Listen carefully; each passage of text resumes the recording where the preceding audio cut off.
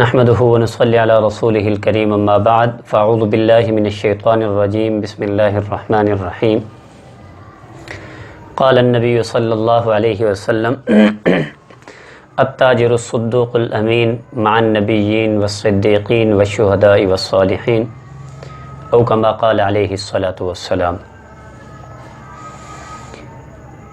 تجارت ہمارے پیارے نبی صلی اللہ تعالیٰ علیہ وسلم کا پیشہ ہے۔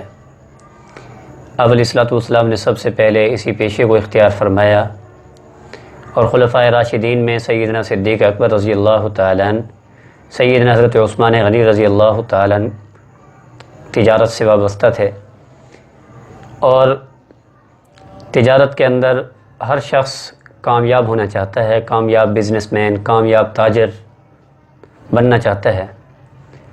تو اللہ کی نظر میں اور اللہ کے پیارے نبی صلی اللہ تعالیٰ علیہ وسلم کی نظر میں کامیاب بزنس مین، کامیاب تاجر کون ہے، اس کی چند صفات ہیں، چند چیزیں ایسی ہیں جن سے بچنا ضروری ہے، چند کام ایسے ہیں جن کو کرنا ضروری ہے، تب جا کر وہ اللہ کی نظر میں اور اللہ کے پیارے نبی صلی اللہ تعالیٰ علیہ وسلم کی نظر میں کامیاب تاجر شمار ہوگا۔ جو حدیث مبارکہ میں نے تلاوت کی ہے، اس میں آپ علیہ الصلوۃ والسلام نے تاجر کی دو صفات ارشاد فرمائی ہیں کہ سچا اور دیانتدار تاجر، یعنی جو سچائی کو بھی اپنا شیوا اور شعار بنا لے اور دیانتداری کو بھی اپنا شعار بنا لے، تو آپ علیہ الصلوۃ والسلام نے فرمایا کہ قیامت کے دن وہ انبیاء کرام علیہم الصلوۃ والسلام، صدیقین، شہداء اور صالحین کے ساتھ ہوگا۔ تو اس سلسلے میں چند باتیں ہیں جن سے آج کل ہمارے بازار، ہماری منڈیاں، ہماری مارکیٹیں بھری پڑی ہیں جن چیزوں سے، حالانکہ ان سے بچنا ضروری ہے۔ ان میں پہلے نمبر پر یہ ہے کہ کبھی بھی تجارت کرتے وقت، لین دین کرتے وقت جھوٹ نہ بولیے، جھوٹ سے پرہیز کیجیے۔ اور دوسری چیز جس سے بچنا ضروری ہے وہ ہے دھوکہ، کہ دھوکہ کسی بھی آنے والے گاہک کو دھوکہ نہ دیں اور کسی سے دھوکہ کھائیں بھی نہیں۔ اور تیسری چیز، رزق حلال کو حاصل کریں یہ سوچ کر کہ اللہ کی رضا اسی میں ہے، حرام سے قطعاً مکمل تو رزق حلال کو حاصل کریں، حرام کی کمائی سے، رزق حرام سے اپنے آپ کو بچیں، اور ہر وقت اللہ تبارک و تعالیٰ سے برکت کی دعا مانگیں۔ دو چیزیں ہیں، ایک ہے کثرت، ایک ہے برکت۔ کثرت کا مطلب یہ ہوتا ہے کہ مال و متاع کا زیادہ مل جانا، اور برکت کا مطلب یہ ہوتا ہے کہ جو کچھ حاصل ہو اس سے بہت سی ضروریات کے لیے وہ کافی ہو جائے، وہ بہت سی ضروریات کے لیے کافی ہو جائے۔ تو اللہ پاک سے برکت مانگنی ہے، کثرت نہیں مانگنی ہے، کہ اللہ جو کچھ بھی تو عطا کرے حلال طریقے سے عطا فرما، اور وہ بہت سی ہمارے ضروریات کے لیے اس کو کافی فرما۔ یہ برکت ہے۔ برکت کو اللہ تبارک و تعالیٰ سے ہر وقت مانگتے رہیے، اور روزانہ کامیاب تاجر، بزنس مین اللہ کی نظر میں وہ ہے جو قرآن پاک کی تلاوت کو اپنا معمول بنا لے، روزانہ کے حساب سے قرآن پاک کا کچھ حصہ مخصوص کر لے کہ اتنے حصے کا میں نے روزانہ قرآن پاک کے اتنے حصے کی تلاوت کرنی ہے۔ اور دعاؤں کا خوب اہتمام کریں، بالخصوص ہمارے ہاں بہت سی جو کتابوں کی دکانیں ہیں وہاں پر مل جاتی ہے مناجات مقبول، وہ دعاؤں پر مشتمل کتاب ہے جس میں قرآنی اور احادیث نبویہ میں جو ماثور ادعیہ ہیں، دعائیں ہیں، ان کا ذکر کیا گیا ہے۔ مناجات مقبول کا اہتمام کریں، یا ویسے جو دعائیں آتی ہیں ان کا اہتمام کریں، اور اگر عربی کی دعائیں نہیں آتی تو اپنی زبانوں میں اللہ پاک سے مانگتے رہیے اور مانگنے کو اپنا معمول بنائیے۔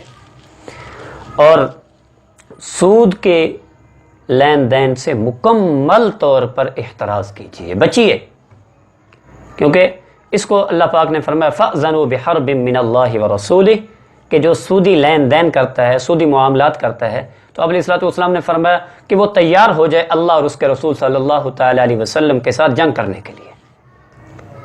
تو جس کے ساتھ اللہ اور اس کے رسول صلی اللہ تعالیٰ علیہ وسلم کا اعلان جنگ ہو تو تباہی، بربادی، ہلاکت اس کا مقدر ہی ٹھہرے گی، وہ کبھی کامیاب نہیں ہو سکتا۔ اور اسی طرح ماہانہ یا ہفتہ وار یا روزانہ کے حساب سے حسب توفیق صدقہ دینے کو اپنا معمول بنا لیجئے، مقرر کر لیجئے کہ روزانہ کے حساب سے یا ہفتہ وار یا ماہانہ وار اتنی اللہ کی راہ میں صدقہ ادا کیا کروں گا۔ اور جھوٹی قسموں سے پرہیز کیجئے۔ ہمارے ہاں بازاروں میں دکاندار جھوٹی قسمیں کھا کر اپنا سودا بیچ دیتے ہیں۔ انہوں نے اپنا سودا تو بیچ دیا، لیکن حدیث مبارکہ میں آتا ہے قیامت کے دن ایسا شخص اللہ کی نظر میں اس قدر ناپسندیدہ ہوگا کہ اللہ تبارک و تعالیٰ اس پر شفقت کی نگاہ بھی نہیں فرمائیں گے، جو جھوٹی قسمیں کھا کر اپنا سودا فروخت کرتا ہے، گاہکوں کو بیچتا ہے۔ اور اسی طرح ناپ تول میں کمی، اس کا کبھی بھی مت سوچیے۔